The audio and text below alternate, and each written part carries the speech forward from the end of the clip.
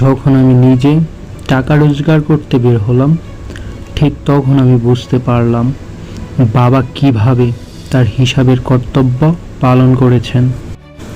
অন্যের মেয়েকে রানী না বানিয়ে নিজের মাকে রানী বানিয়ে রাখো, কারণ ছোট্টবেলা থেকে সে তোমাকে রাজার মতো করে বড় করেছে। মানুষ মৃত্যুর চেয়ে ভবিষ্যৎ নিয়ে বেশি চিন্তা করে, অথচ মৃত্যুই হচ্ছে তার ভবিষ্যৎ। নারী কখনোই কথা দিয়ে কথা রাখতে পারে না, কারণ তারা একজনকে স্বপ্ন দেখায় আর আরেকজনের সাথে সেই স্বপ্নগুলো পূরণ করে। কিছু তার ব্যতিক্রম থাকতে পারে, তবে সেটা রেয়ার। কারো জন্যই জীবন হয়তো থেমে থাকে না, সময়ের সাথে সাথে শূন্যস্থানটা একদিন হয়তো ঠিক পূর্ণ হয়ে যায়। শুধুমাত্র ছেড়ে যাওয়াকেই ঠকানো বলে না, পাশে থেকে মিথ্যা আশা দিয়ে অভিনয় করাকেও ঠকানো বলে। টাকা হলো এমন একটা জিনিস যেটার কাছে হাজারো ভালো ভালো বন্ধুত্ব বিক্রি হয়ে যায়। জীবনে চিরকাল কেউ পাশে থাকে না, স্বার্থ ফুরিয়ে গেলে তোমার মূল্য সেই ফল ছাড়া গাছের মতোই। এক ফোঁটা বৃষ্টি থেকেও বন্যা হতে পারে যদি সেই বাসাটা পিঁপড়ের হয়। ঠিক তেমনি এক ফোঁটা ভালোবাসা থেকেও সুখ পাওয়া যায় যদি সেই ভালোবাসাটা খাঁটি হয়। মাটির তৈরি মানুষগুলো বড়ই স্বার্থপর, সেই কাগজের টাকার কাছে নিজেকে বিক্রি করে দেয়।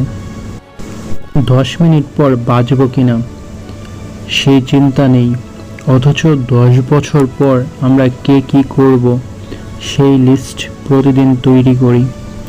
এটাই হচ্ছে আমাদের মৃত্যুকে চ্যালেঞ্জ করা।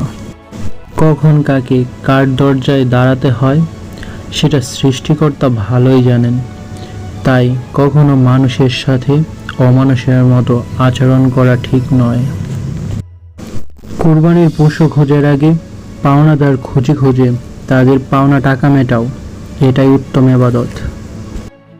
মানুষ সেই দিন সত্যিকারের মানুষ হবে যেদিন অন্যের ভুল ধরার আগে নিজের ভুলগুলো ধরতে শিখবে।